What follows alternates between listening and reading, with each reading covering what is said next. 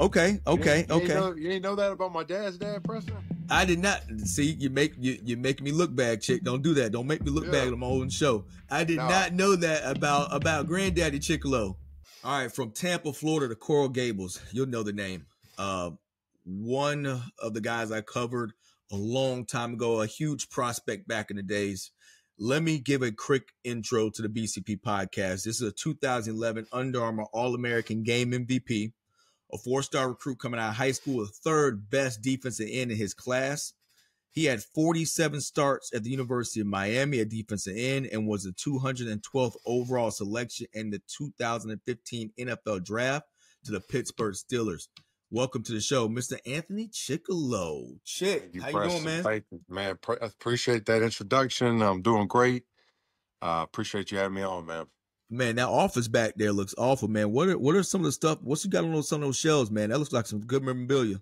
Yeah, man. I got some different helmets in here, different footballs from different games. You know, different hats from different moments that meant something.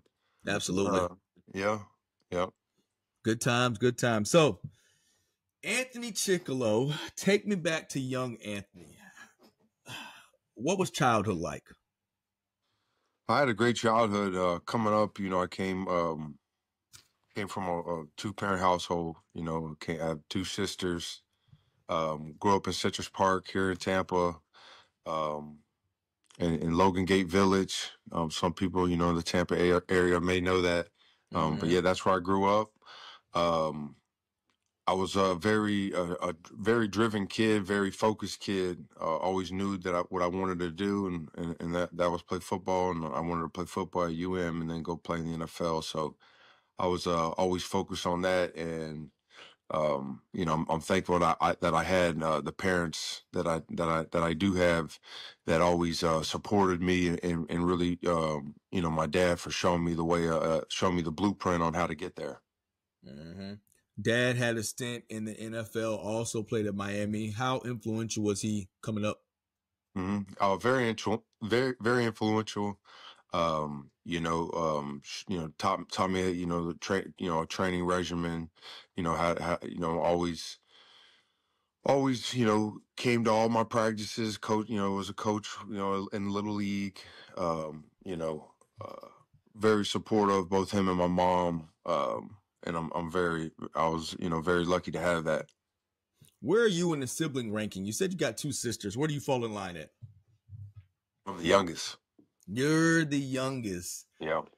So the boy, it's always good because, you know, you have, as a father, you have the girls, right? And they soften you as a dad, and you fall in love with your daughters. But you always yearn to have that boy, to keep that last name going, to be able to take it with a T-ball bat, to be able to play football and basketball. Not that you can't do that with girls, obviously, but it's something different with having that boy. So you come in, the boy comes in last. Yeah. Man, has your dad ever set you down like, yo, I was so blessed to have you? Like, I love your sisters, but boy, I was just so blessed to have you. Any kind of stories like that? Yeah.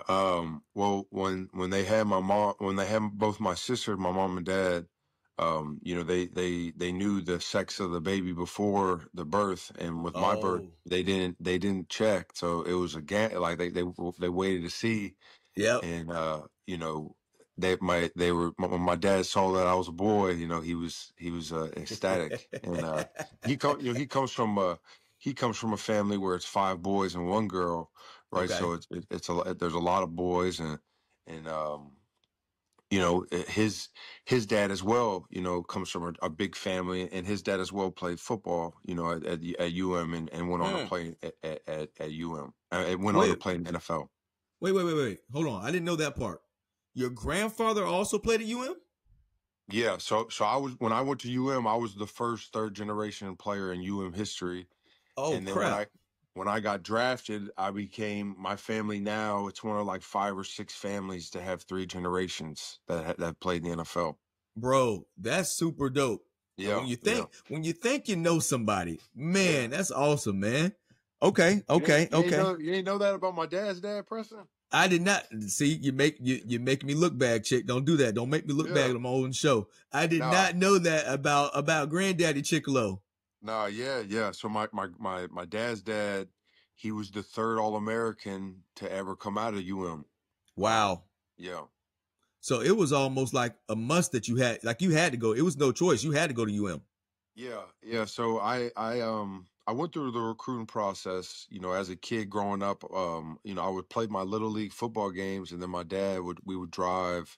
my dad, we would drive to, the UM tailgates and go watch UM play in the Orange Bowl. And that was my childhood, probably like from age 7 all the way from like age 12. Okay. So like going to those games, it always made me want to go to UM, and I always was going to go to UM. I just, I went through the recruiting process because my dad told me to go through it because you only get to go through something like that once. Yeah. Okay. So let's back up a little bit because I do want to get into that conversation, a recruitment conversation, but I don't want to skip steps. So you start off your high school career at Gaither High School. Yeah. But you ended up transferring to Alonzo for your junior and senior year, or was it just your senior year? Yeah, I played my freshman and my freshman and sophomore season at Gaither, and then my junior and senior season at Alonzo. Why the transfer? Was it closer to home? What was it? Alonzo was my district. That was my district school, and getting to Gaither was, I didn't have a car, so it was much harder from where we lived. I spent the first 2 years at Gaither. The head coach now, who is at Gaither, Coach Carson, he was my defensive coordinator when I was at Gaither. He ended up leaving while I was at Gaither. He was very. I enjoyed being with Coach Carson. Learned a lot of football from him as a young guy. Right. And then when I went to Alonzo, it was at that time I was physically ahead of everybody, and then from a technical standpoint, I had an advantage because of my dad teaching me the things, and started making some havoc. You stood out like a sore thumb. Yeah, because you were bigger than the average offensive lineman. You were technically sound. That you weren't just an athlete coming off the edge. You were technically sound. You were, you just jumped off the film, right? You just jumped off the screen, and that's what evaluators like myself, when you see kids, okay, he's a big kid, but is he going to be able to match the talent with the size? And yes, you did. So now let's just go to how crazy at that time, 2010, 2011-ish. How crazy was your recruitment process, before you started making, ironing down to the top 5, top 3, whatever the case may be? How crazy were coaches in, mail, calls, conversations? What was it? Well, kids will ask me now, high school kids, like how do you get recruited and stuff. When the first time that colleges started like when I remember like when they started reaching out to me, it was when I went to one of those, and I know they still have them, the same type of stuff, the Army National Combine in San Antonio, Texas. I went out there to the San Antonio that combine. I did really well in all the one-on-ones, and then right after, when I got back from that, offers started coming in for me as a sophomore. Going into my junior year, it was I had all the, every school was recruiting me, and it was it was a lot of fun. I enjoyed the process. Met a lot of legendary coaches that I grew up watching, and got to spend time with some of those guys. So that was really cool. You were going to ultimately go to Miami, but let's just, for shits and giggles, who were the top 3 schools? Yeah, so when I got drafted, I'm gonna fast forward a little bit to when I got drafted, Preston, to the Steelers, right? Okay. All right, Coach. during my time at I was playing like a defensive tackle type of position, a four technique type of position, a mirror type of position, right? Where, I was gaining a lot of weight and stuff. But when I was coming out as a recruit, about half the schools that offered me a scholarship, they were recruiting me to play outside linebacker, and then the other half was recruiting me to play 4-3 defensive end, right? So I go to and that was a school that I always wanted to go to. It was my dream and everything. Just the staff, the direction they wanted to go, the defense they wanted to go, and it wasn't necessarily great for me, as far as like, getting to play in a situation. Because when Coach Tomlin came to my pro day at Coach Tomlin and the Steelers, the scouting department, they watched me work out. And after the pro day, Coach Tomlin comes up to me and he says, "Hey, I'm going to draft you as an outside linebacker. I don't know what round I'm going to draft you, but I'm going to draft you." And like, I was thinking in my head, like, damn, like, no one said that to me. Like, nobody told me that, they're looking at me as an outside linebacker, but that's what happened. That's how it all ended up playing out. So, the thought of like, if I would have got to play what I played in the NFL in college, like, well, I wish that's the only thing that like in my career I wish would have happened. That is, I could have played what I played in the NFL in college. You know what I mean? To bun getting used to it, at the college level instead of getting used to it at the pro level, playing in space. So do you feel like, tough question here, Chick, all right? Tough question. Do you feel like you may have sacrificed your college career for family legacy versus an outstanding college career at the defensive end outside linebacker position? No, I was raised right. My dad always raised me to be to be a team guy, to listen to the coaches, and it became a situation where it was not like it was a situation where it didn't have to. I didn't. You don't have to be gaining like all. You don't want to be gaining all necessary. All like unnecessary weight ever. Right. As an athlete or as a human, as a regular human. So like, that's what I was doing. That's because that's what they were telling me to do. So, but I will say this, Preston, if I could have traded out, all right. Okay. I'm very lucky to have played in the NFL for 6 years. I played 6 years. I have a beautiful life, right? Right.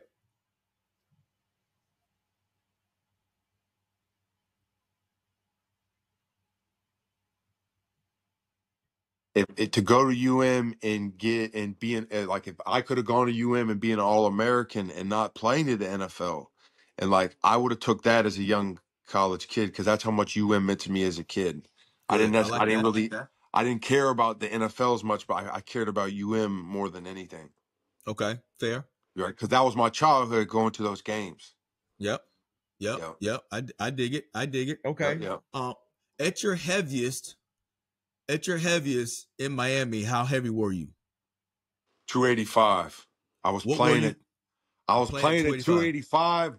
And one night out, man, after like eating and drinking, Preston, I got on the scale at night, you know what I mean? And I was like it said like 291, but I was playing it like 2 games at 285. Okay. My senior year. All right. So coming out of high school, what were you coming out of high school freshman year in Miami? Right. So I was my high school training. I had such an elite high school training program as a kid. I started training at Cooper Sports Performance as a 14-year-old, right? So Coop and his staff did an unbelievable job with me, at getting me to have such a physical advantage on top of what I was already blessed with, God given. So Man, so my high school process, Preston, I went into Mm-hmm. high school as a 160-pound freshman, and I left as a 260-pound senior. And I played my freshman year because I got sick in camp. I played my freshman year light. I played my freshman year like 240 pounds. Okay. Yep. But did And you go in? Did you go into camp knowing that they were going to move you inside, or did you think you had a chance to compete on the outside? my first 2 years, we ran a 4-3, and I played DN. Right. Okay. I came in as a freshman, and I had a good freshman year. I started 9 games. I didn't. Nine. Yeah, I think like 9 games. Didn't start the first 3 games. Started the last 9, Yep. and I had a good year. I played well. But right after that year, it was like it was a slow process transition. That they were always telling me like a goal weight that was like real high, and then I would reach the goal weight, and then it would be higher like the next week, and it was like it was a situation like that. Okay. Kind of tells me a little bit. This is, I'm gonna skip. I'm gonna skip this. I was gonna ask you about Al Golden. Skip it. Don't worry about it. Let's get to something else. Mm. Duke Johnson, and I feel, never gets the credit he deserves as one of the greatest to come out of the University of Miami. He ultimately ends his career as Miami's all-time leading rusher, passing Otis Anderson. Right? Mm-hmm. What kind of dude was Duke? What kind of dude? I don't know if I said Duke Anderson, Duke Johnson. Yeah, What Duke kind of Johnson. dude? What kind of dude was Duke Johnson? Yeah, Duke was a guy similar to me, where he grew up loving Miami, grew up watching him and going to the games as a kid. Um, and he was a guy that was committed to doing things the right way, and trying to be part of the culture to flip things and bring things back to how Miami used to be. And um, he ended up going to Cleveland, which is a really tough place, and made the best out of his situation there, and ended up having a great NFL career. So, Duke was a great teammate, and a guy that he was coaching at UM. I think this past season a little bit, and yeah, he's not coaching with him now, but he was a great teammate. What's your best Duke Johnson story? Man, like something that jumps off the top of my head thinking about Duke is his first game at UM. We played Boston College, Okay. and he had like 4 touchdowns in that game. He had like 3 really long runs, ran back a kick. He like really exploded onto the college football scene. And right like after that game, it was he was already a big time recruit coming to Miami. His first game, he exploded on the scene, and then he was a superstar, around Miami quick. Miami, to anybody, it's even us Floridians. I'm a Tampa guy, so Florida's all I know. But Miami's almost like its own place. Like it's almost not even part of Florida. You get past West Palm Beach, you get past that Fort Myers, you head down Alligator Alley, and you get in Fort Lauderdale. Like South Florida starts to separate, right? Does the Miami culture, Coral Gables, all that South Miami, North Miami, does it swallow up young recruits? Do they get out? Do they get down to Miami and are become like big eyed? Absolutely, it can. Absolutely, it Yeah, can. And I will say though, it can and it will happen. But the University of Miami does an unbelievable job of having their support system around the players, the yeah. academically and the football side.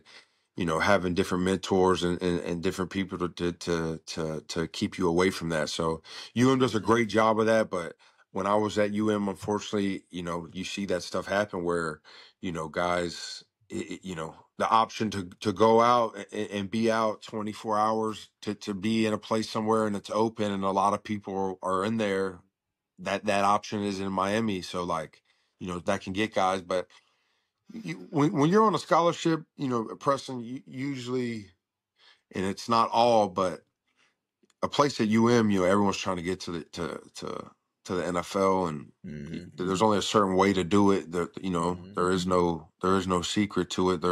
You have to go through it's a tough process. You gotta, but you just have to do it, And the guys that are serious about ball, it usually isn't a problem. You know what I mean? What are the conversations? As an outsider, we like to have the conversation, the greatest Canes ever, and kind of put them in order because obviously we're not Canes. We know Miami. We know Miami from the outside looking in. Yeah. But do the same conversations happen within the Miami locker room where Canes themselves are talking about, these are the best Canes ever?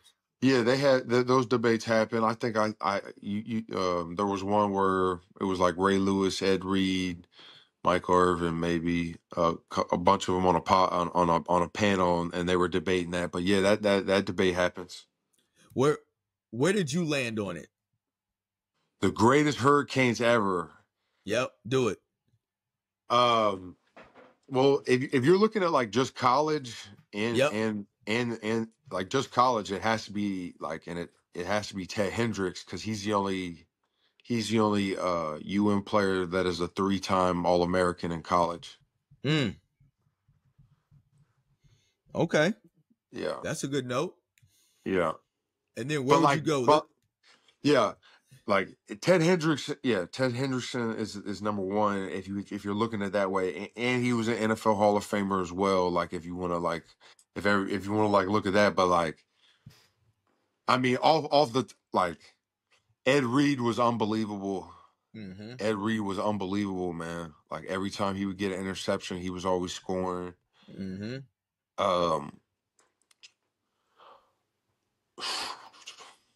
Man, Mount Rushmore.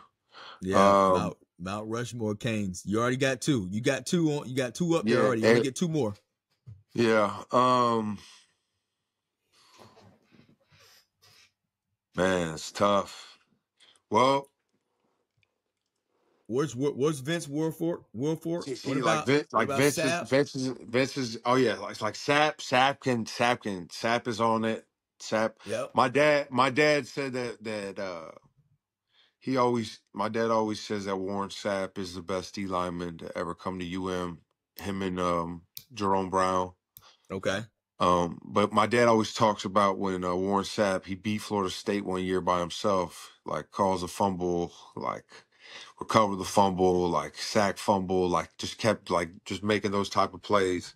Yeah. And so Sapp is probably on it. Yeah, Sapp, Ted Hendrickson, Ed Reed. That man, there's so many guys. It really is. It's so hard, man. I know that's the thing about it. Like, if we as Floridians, we always, me and my homeboys, we make our all Florida team, right? Only guys that played at universities in the state of Florida, and we go all 22 positions, even a 23rd at kicker, right? And you do that, you're almost at around 17 guys. You're around 16, 17 guys from Miami. Like if you individualize every position, you're like 17 dudes from Miami. Because I could probably predict y'all secondary. I could give y'all secondary off of that. Mm-hmm. You're saying Florida State, Miami. Yep, and you can go UCF. So your safeties were Ed Reed and Sean Taylor. Go ahead, keep going. The corners had to be Ramsey and Dion. There you go. I mean that right there, right? So you're split between, and then all your linebackers, you probably got Brooks in there. You got Brooks in the middle, right? Yeah. Your whole front four is all Miami. Your whole front four is Miami. Well, you got Brooks and Ray Lewis. Yep. Ray Lewis from Miami and Brooks from as outside. Correct. I mean, we have a good time trying to do it, but it's just flooded with hurricanes. That is a good time. But I'm saying this. I'm saying, all right. I'm saying Ted Hendrickson. Ted Hendricks. Mm-hmm. Excuse me. I'm saying Sapp. I'm saying Ed Reed. In my fourth, that I'm going to give it off of my fourth, is Sean Taylor.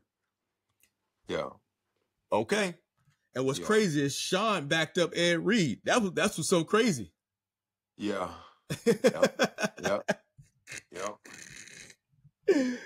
All right. Okay. Now, moving forward. So now it's draft prep time. Okay. Mm-hmm. What these kids these days, they want to get to league. They want to get to league. They want to get to league. They want to play big time college football. They want to get to league. What do they not know about draft prep? How serious of a process and how disciplined do you have to be to go through draft prep? Well, I think one guy is that you know that they should know during that just that first year, you know, like when you get done with your last year of college, going into your first year going into the NFL, um, it's a long process. Like it's a long year because you go from right when you get done finishing that your senior season, your junior season, if you leave, you immediately go into training for the combine, training for your pro, Mm-hmm. you know, training to get ready for the draft, training to get ready for Right. your pro day. Right. So you after that process, it doesn't like slow down like after that process. Once you get drafted, it doesn't slow down. It speeds up even more. Right. So like Right. that year that's why people talk about that rookie wall that people hit, you know, that guys hit where that rookie year can get tough. You know, and some guys it's not a problem for, but other guys it is because you got to think in the NFL, and I know they're cutting down on preseason, but when I was playing, it was 4 preseason games. So Mm-hmm. when in my rookie year, we had the 5 preseason games because we played in the Hall of Fame game, right? Okay. So I got done with the 5 preseason games. And I'm like, man, this is like we just played a half a college football season. And now we're about to play the real season. Like that's how it is. So that's like something that you have to be ready for, and guys that they don't know about it a lot of times. You just played a half a season. All right. I'm gonna ask you a question. I want your answer. I need a late game drive. Are you taking Ben Roethlisberger as your quarterback or Peyton Manning? Oh man, that's damn. Give me my guy Big Ben, man. what kind of dude was Big Ben? Ben. So Ben was a guy. You know, you come in and he's a guy where I watched him as an elementary school guy, right? Okay. So as an elementary school kid, it's one of those moments where when you come in the first day and you see Big Ben, you're like, man, like this is I've reached, you know, you reach the top, like you reach Yeah. the top of the profession. You're with those guys, but Ben was really cool. You know, he's one of the guys I got his jersey, you know, on my Steelers collection. Um, yeah, he you know that was my quarterback, man. We made it to the AFC Championship. Ended up, you know, every time we lost to Tom Brady, we lost to the Broncos when they won the Super Bowl. We always would lose to the eventual Super Bowl champ. So, you know, but Ben was my guy, man. Where's he? Yeah, I got me a Ben bobblehead right here, man. Let's go, Big Ben. Oh man, Let's go, Big Ben. yeah, man. Yes. All right. If you take me inside that Steelers locker room, how fun or what happens in that? Like you always know, if you close your eyes, they're over here playing cards. I know they're probably joking over here. They're doing something crazy on this side. Like how was that Steelers locker room when you actually had your team constructed? Yeah, it was man, a lot of great memories. Mm-hmm. I'm extremely grateful that I got to play for an organization like Pittsburgh.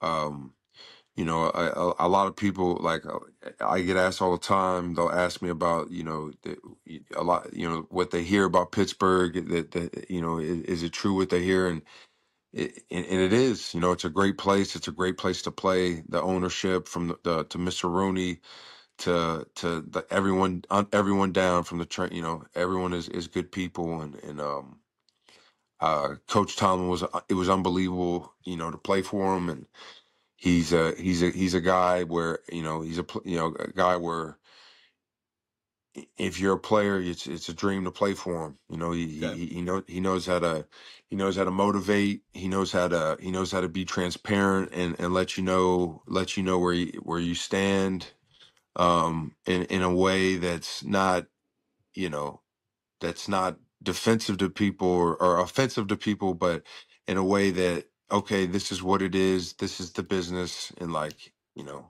he had, Coach Tom has so many phrases, and now, it's getting more popular. I see there's like T-shirts of it now, the Tomlinisms. But Yeah, like yeah, yeah. some stuff that that he would always say that resonates me today, that resonates with me every day. I take it with me. The secret, he would always say, the secret is there is no secret. Mm. The secret is there is no secret, right? If people always are like looking for someone to tell them how to do something, but like in football and stuff, if you want it, you got to work, and that's just what it is. And he in the NFL, it's such a grimy business. And I would say in such a grimy business, his transparency and his way of being able to communicate with players, there's nothing like it in the NFL for sure. So here goes a controversial topic and question, obviously, with Tomlin. And you being a Steeler and play for two storied franchises in Miami and Pittsburgh, it almost doesn't get any better. Mm-hmm. But at what point does he hasn't had a losing season?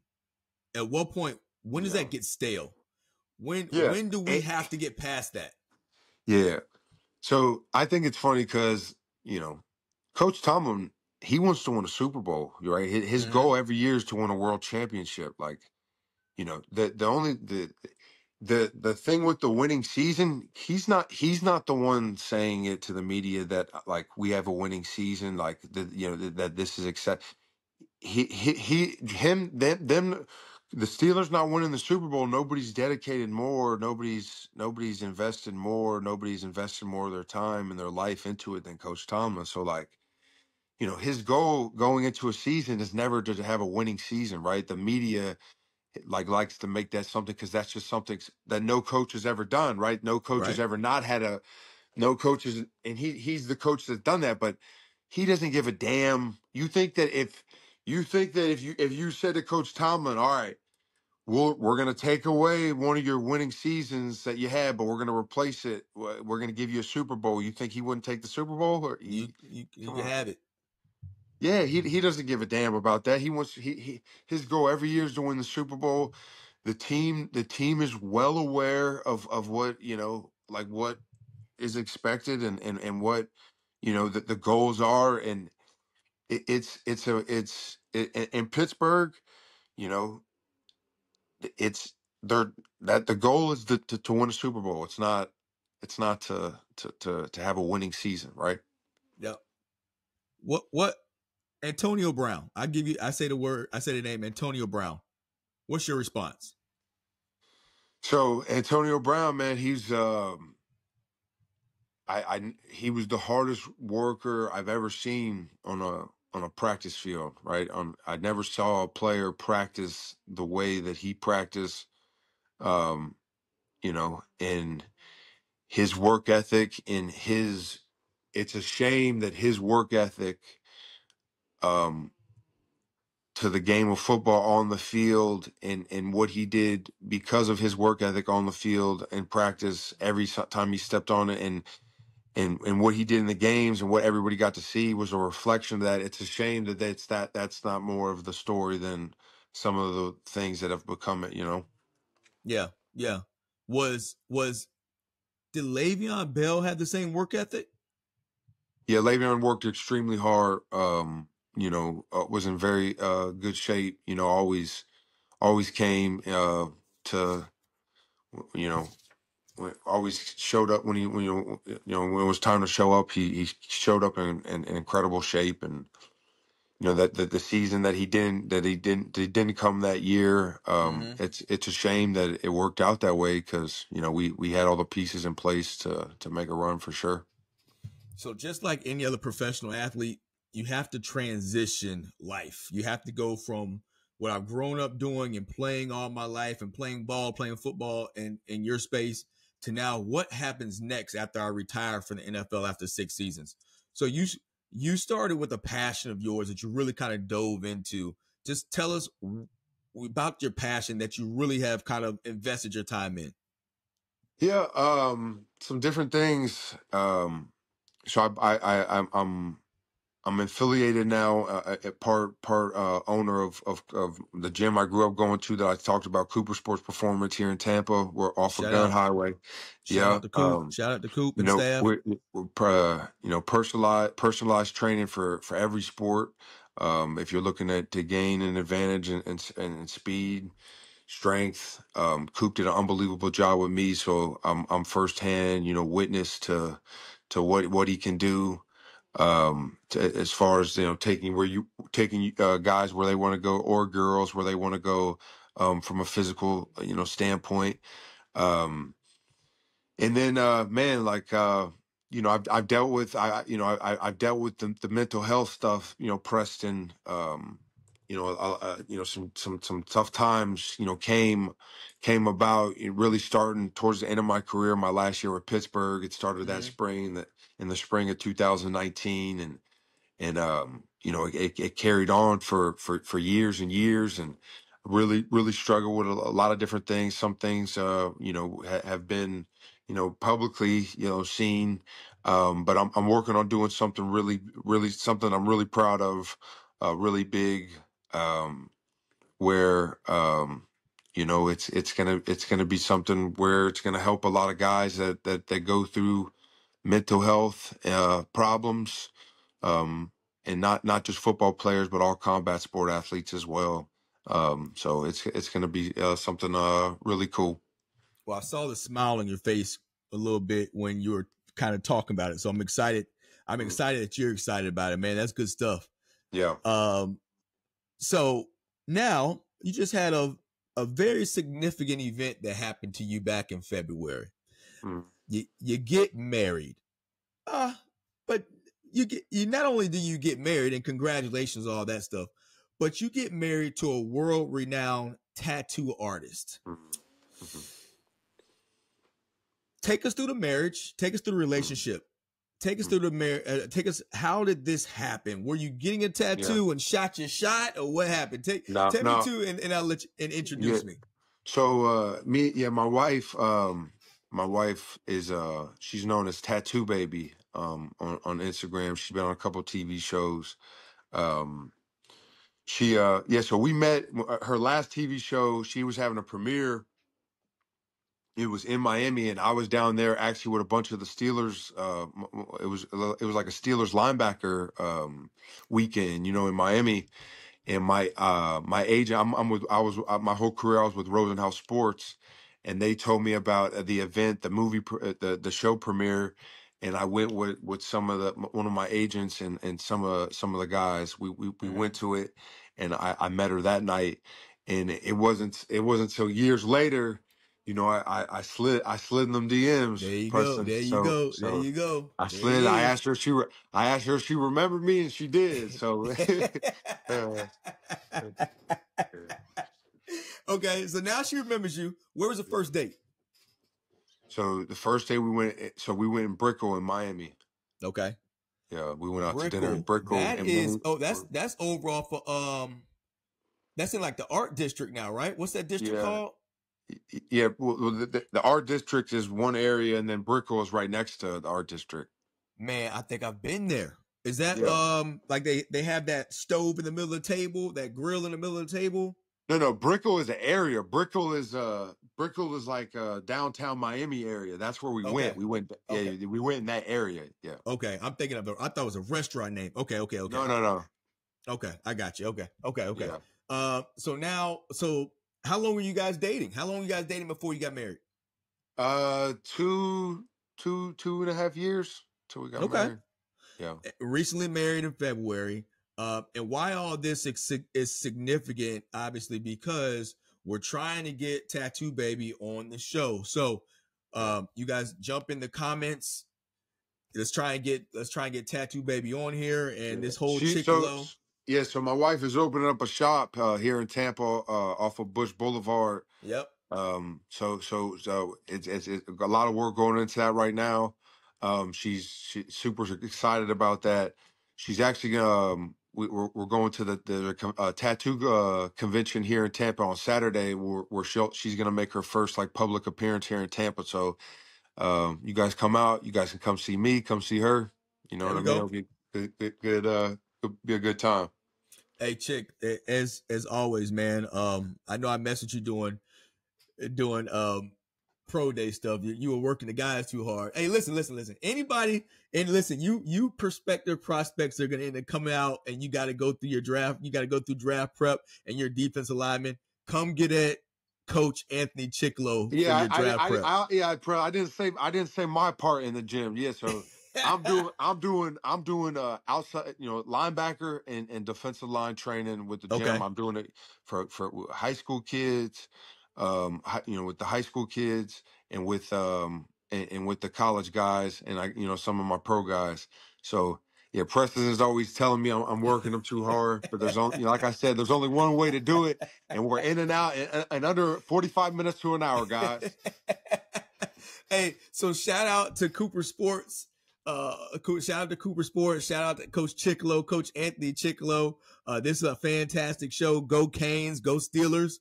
We'll have Coach Chick back, and we'll talk some different topics. But this was good, Chick, man. I appreciate you stopping by. No doubt, Preston, man. Appreciate you having me on, man. And for sure, I'll be back, and I'll talk to Kat about getting on here so you guys can hear her story.